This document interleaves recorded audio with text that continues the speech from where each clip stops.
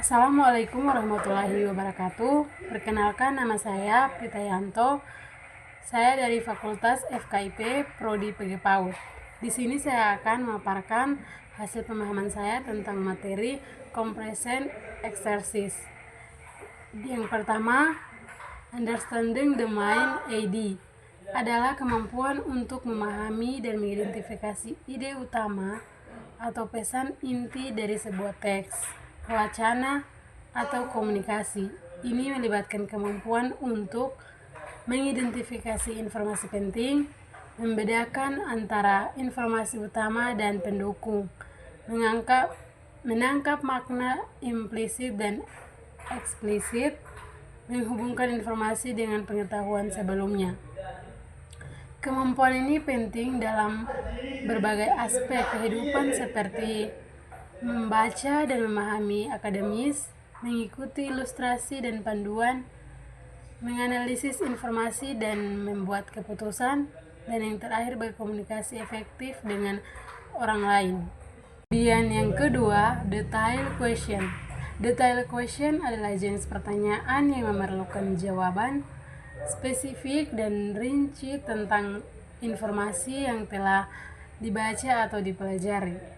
Pertanyaan ini bertujuan untuk menguji kemampuan seseorang dalam memahami dan mengingat detail-detail penting dari sebuah teks atau materi. Kemudian ada ciri-ciri detail question. Yang pertama, fokus pada informasi spesifik. Yang kedua, memerlukan jawaban yang rinci dan akurat. Dan yang ketiga, biasanya dimulai dengan kata tanya seperti apa, siapa, kapan, di mana, dan bagaimana. Kemudian contoh detail question. Yang pertama, siapa tokoh utama di dalam novel tersebut? Yang kedua, apa ibu kota negara Prancis? Dan yang ketiga, kapan peristiwa penting tersebut terjadi?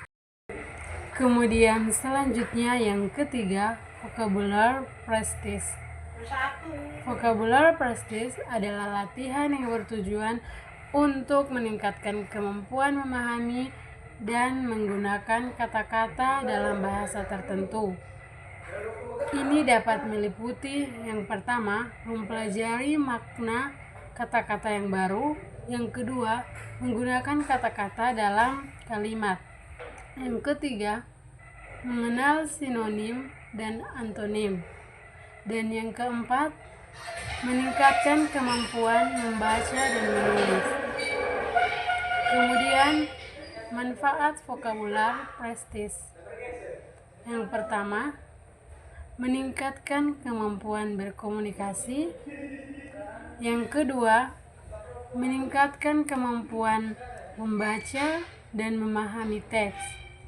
Kemudian yang ketiga, yang terakhir meningkatkan kemampuan menulis dan mengungkapkan ide.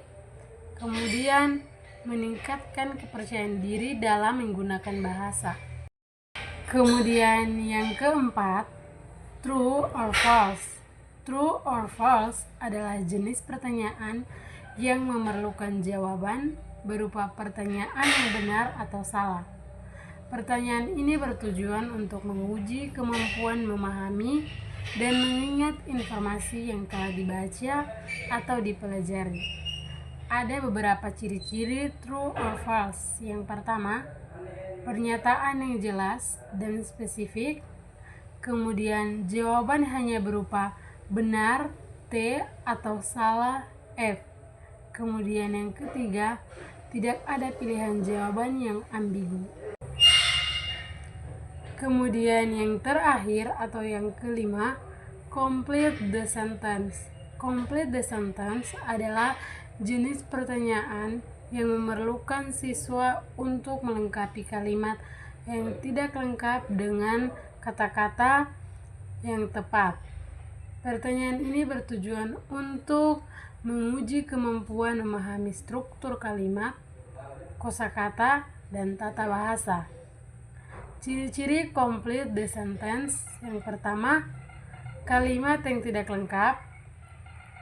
Siswa harus memilih kata-kata yang tepat untuk melengkapi kalimat, fokus pada struktur kalimat, kosakata, dan tata bahasa.